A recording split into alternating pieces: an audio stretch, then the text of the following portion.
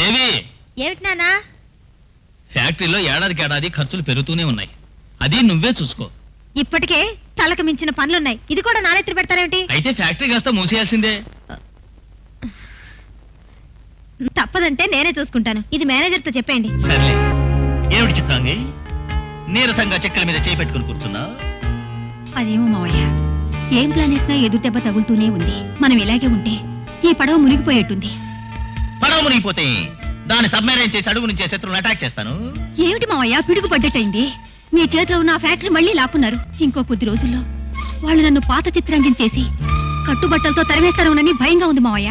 Don't worry Chitrangi, don't worry. నారు పోసిన వాడే నీరు పోయాలి, అది పాత నమ్మకం. నేను నీరు పోయకుండానే నారు పోస్తాను, ఇది బోసు నమ్మకం. ఫాలో కలా చూస్తూ ఉండు. సుమతి, పొలాలు పచ్చగా ఉన్నాయి. చూసిరా ఏనయ్య, తారు రోడ్ల మీద తిరిగే నీకు కాలికి పురదావుగానే కంపరంగా ఉందా? నేనేమన్నా బస్తి దొరనా? నేను ఈ పల్లెటూళ్ళనే పుట్టి పెరిగా.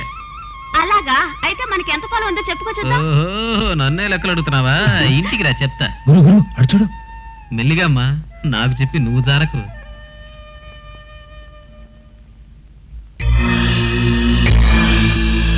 పోరి అంతపోతుంది.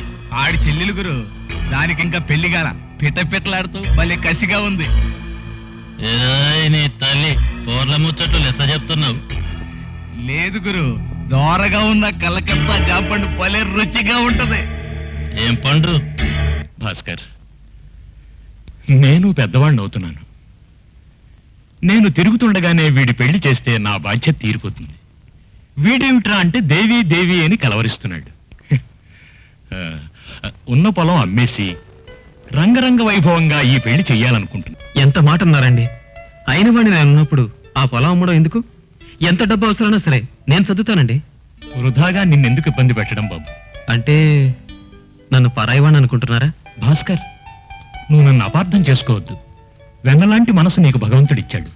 రాజాకి తోడబుట్టిన వాడివి కాకపోయినా నువ్వే నాకు పెద్ద కొడుకువి. కొంచెం ఆలస్యమైనా పర్వాలేదు. రాజాకి దేవికి తప్పకుండా వివాహం జరగాల్సిందే. భాస్కర్, మీరు మాట్లాడుతూ ఉండండి, నేను పొలం దాకా వెళ్ళొస్తాను. అలాగేనండి. ఎలా ఉంది? థ్యాంక్ యూ రా భాస్కర్, పెద్ద ఆపద నుంచి నన్ను కాపాడావు. ఆపదలో ఆదుకునేవాడేరా ఫ్రెండ్.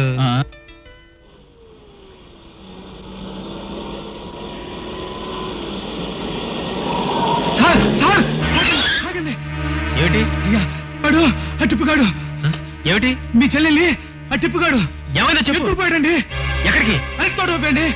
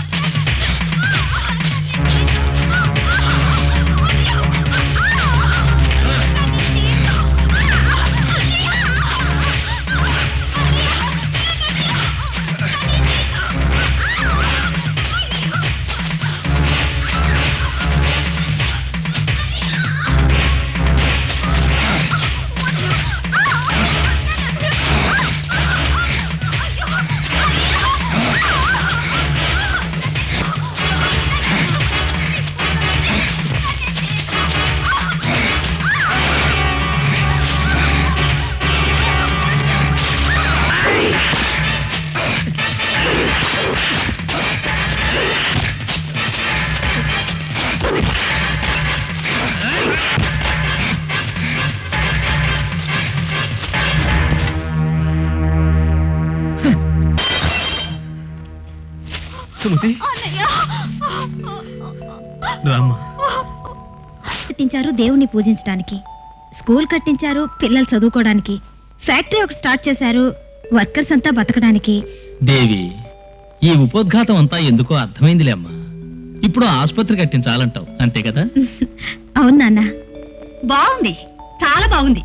తండ్రి కూతుళ్ళు ఇద్దరు కలిసి ఆస్తంతా నాశనం చేసి నన్ను నడి రోడ్లో నిలబడదామని ప్లాన్ వేశారు. ఒక మంచి విషయం మాట్లాడేటప్పుడు అపశకున పక్షులా. ఏం చెప్పినా మీ మేలుకోలే చెప్తాను. వింటే వినండి, మాంటే మానండి. నేనే నష్టపోను. నాసకేసిన వదిలేయమ్మా.